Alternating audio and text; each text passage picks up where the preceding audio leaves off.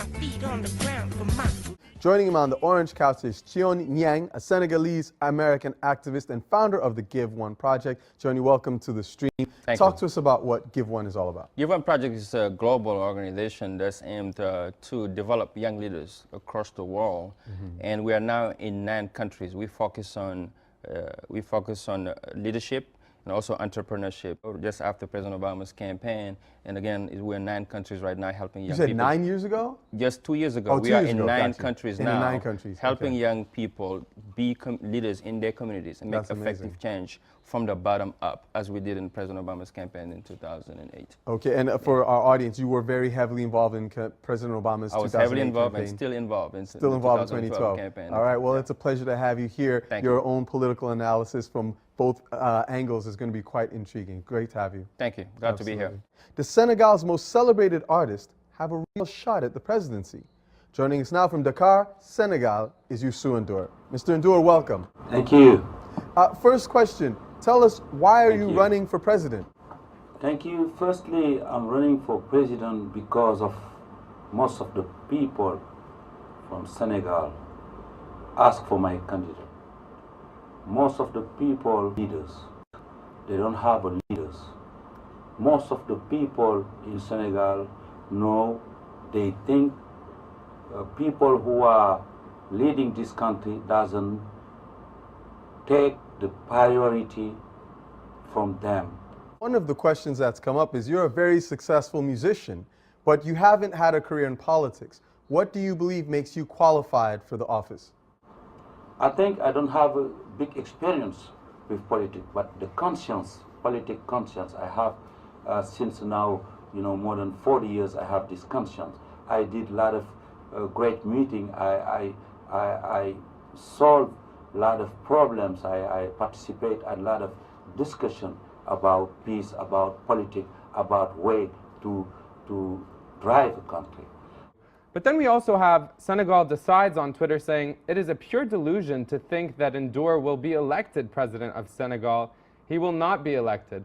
So, Thione, to you, would you agree with this? I mean, what do you think? Is it a delusion to think he might be elected? Well, I believe the electability of Youssou N'Dour. First of all, I wanted to commend him for his courage to decide to step into the place, because all of us, Senegal is my homeland, and we all looked up to him as somebody who's worked very hard and shows the way that you can come from nothing to be something. You know, it's interesting on that point. We got this tweet from @Zito Alex saying that Youssou N'Dour is self-made, he's a philanthropist, and he's made huge strides for free press in Senegal. He's theirs. He's a self-made man.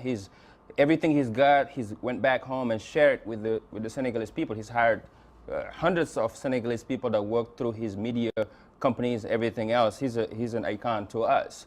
But then elected somebody to a president is a whole different ball game.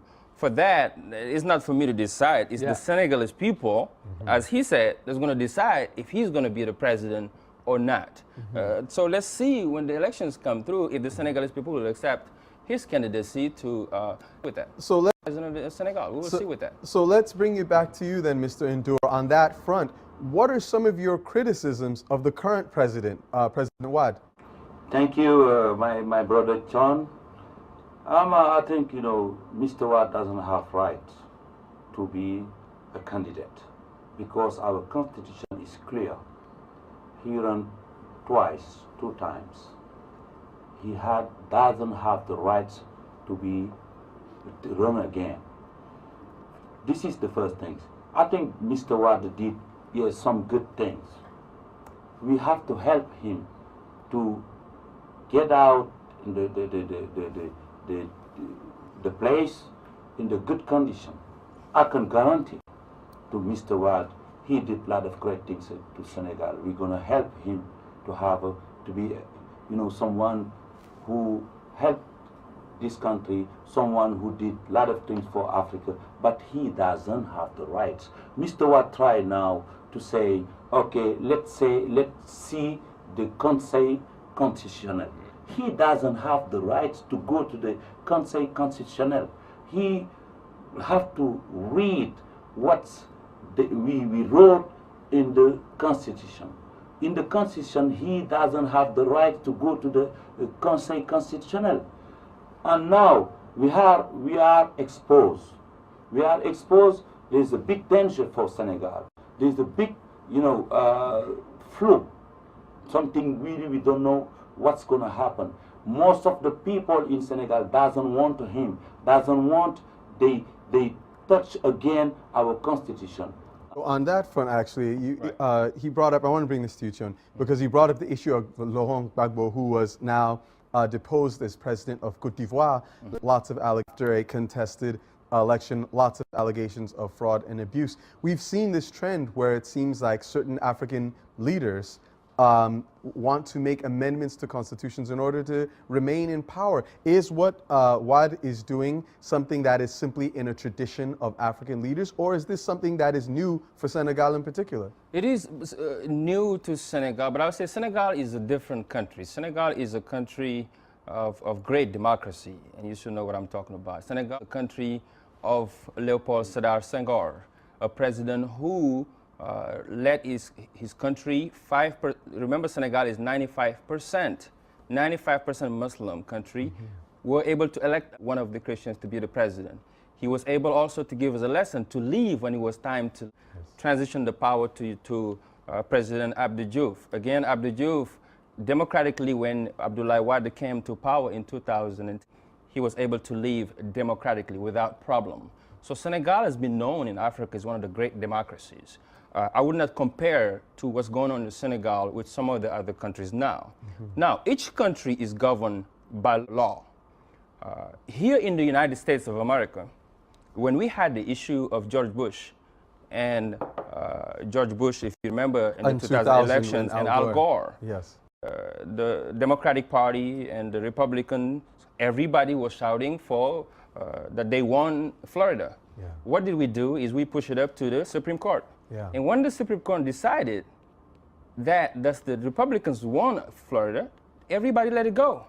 So what I am telling the people who are watching, who are in Senegal today, and to all of the candidates, including you, Sundur, is that is the date normally that they say that the Supreme Court will decide he has the right to run for president or not. What I know is that I support 2 terms presidency, because here I live in the United States. Yeah.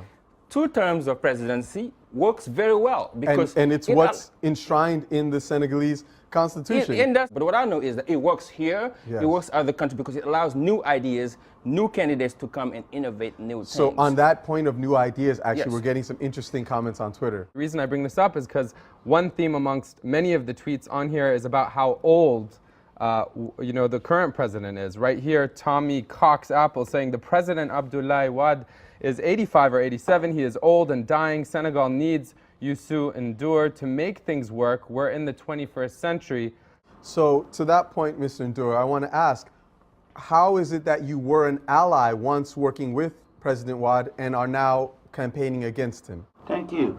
Always work with the institution like the President of Senegal. Since now, Abdou Diouf, then Abdoulaye Wade.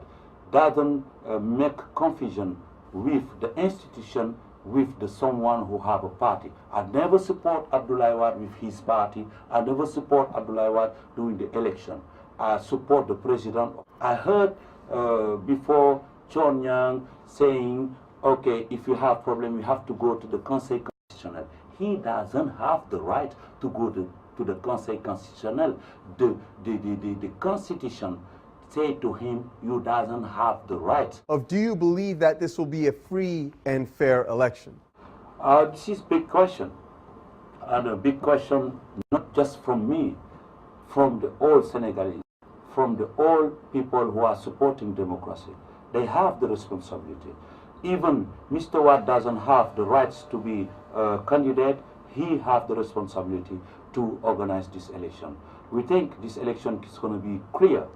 This election is going to be democratic. He has the historical responsibility.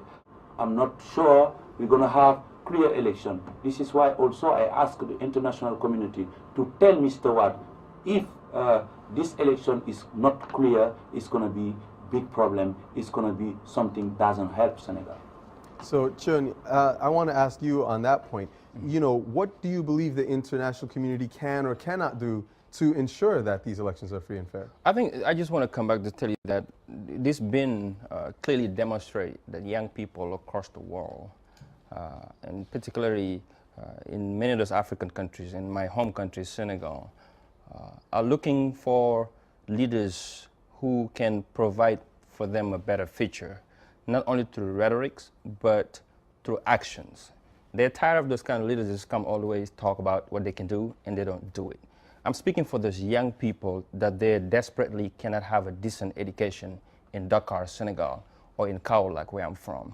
Those kids that don't have no future, they don't know what their tomorrow will be like. Those young people, they need a leader who can inspire them to do more for themselves. So Senegal and Africa can compete internationally. So we can be in a different side of the spectrum, not only begging or asking for aid, but actually competing and creating partnerships, as he said. Now, for the free and fair elections, again, the international community watching what's going on from Washington, D.C. to all around the world, because all of the attention right now is in Senegal. Whether the government in Senegal knows it or not, people are looking at what's going on there. And history, again, will be on their side or against on what they have done to create a better Senegal with the way they found it. So to President Wade, what I'm telling him is that history is watching. And he's going to go down to history as one of the presidents who helped create democracy in Senegal, or one of those presidents who came and brought chaos in Senegal. He came in Senegal with democracy. He was elected freely and fairly in power. He got to leave today. That's not on me to decide. That's for the Senegalese people, Youssou N'Dour and everybody else who live in Senegal to decide that. But what I'm saying is, he's got to keep in mind that he's going to go down to history. And the young people of Senegal, my children and our great-great-grandchildren, they deserve a better Senegal. They deserve a better Africa. And we need the leaders of today of Africa to understand that what America is about today, it took the founding fathers a great vision that surpassed the individual and the egos and the individual interest to create a better America that all of us today are coming into to create our better life. Guess what? We can do the same thing in Africa.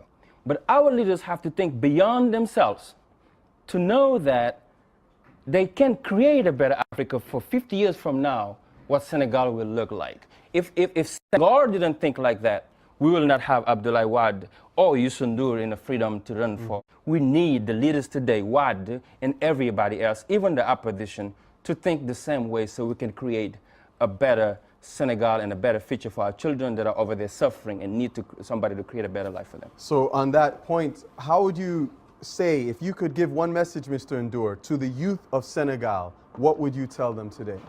Okay, what I hope is after February 26th, they're going to think about, work.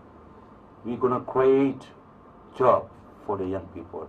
I want to say to them also, they have to keep their responsibility for this, what's going to happen today. No violence, but to be strong, to make sure we respect what we have together. Thank you very much, Youssou N'Dour. It's been an honor, pleasure having you with us. Thank you, Niang. Thank you, John. It's really a very critical moment. As Thione has let us know, this is a defining moment. A defining moment because it's a powerful democracy, an historic democracy on the continent, and yet we see that democracy in a moment where it determines whether it stays along that democratic path or whether it follows the path that has been laid by so many African leaders in the past who have simply not wanted to go. Exactly. We have a few tweets, about you, Thione. Poor captures the spirit of the American dream, poor immigrant to successful businessman. And one question that hopefully you can answer for that chick Awa on Twitter saying, she asks, why is Thione not running for presidency? Educated, worldly, well-spoken, and most importantly, political experience. Well, I think, I choose at this moment to live in the United States. This is where I'm at. Senegal is my home country. No matter where I'm at, what happened in Senegal is going to affect me personally. My mother is there, my father is there, my whole family is there. So I got to have my eye in Senegal. but I just don't have no interest right now into running for office. I think we have enough candidates at home running for president. So Yeah. it's just 14, I think, or 16 of them. Candidates at this I think point. we have enough of them, you know. Right. So, and then some of them, I think, they're qualified to run the country. You know, another thing that I would also point out just on that front is it's interesting how people kept raising the age of President Wade, 85 years old. And one of the things I would notice is, like, in Ghana, we had this joke that when Obama came a few summers ago, everyone was so excited to see him. It's like, Obama is in Africa. It was like summer of 2009, Obama, Obama. Everyone in Ghana loved it. It was a big deal. But the Ghanaian youth were joking that, listen, if Obama was Ghanaian, the guy is not 50 years old. young. The He's president, young. he's too young. Nobody's going to listen to him. It's like you have to be 50 plus before we even pay attention. Exactly, but you got to remember also in Senegal, people talk about his age, but age, you really, in cultural differences in the Western world, what it means to us is different. Yes. Because in Africa, again, the older you are, the wiser you are, more and we don't revered. reject older people.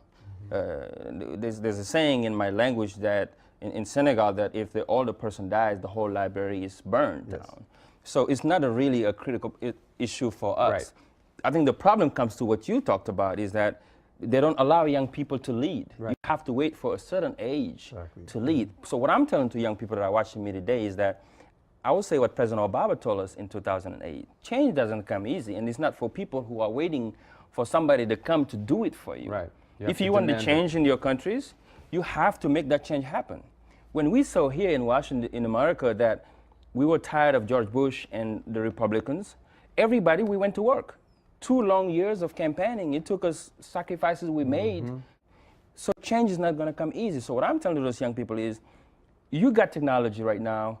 You can educate yourself on the issues, but mobilize, get involved, talk to other young people, do what you got to do to bring that change from your community, from that bottom up, because the power is still within the people, and those are the future of the country, and that's young people that's watching us all over the country. Unfold. Thione, thank you so much Thank you for being for with having us. me. We Thank you. appreciate you. You made a great job getting people involved.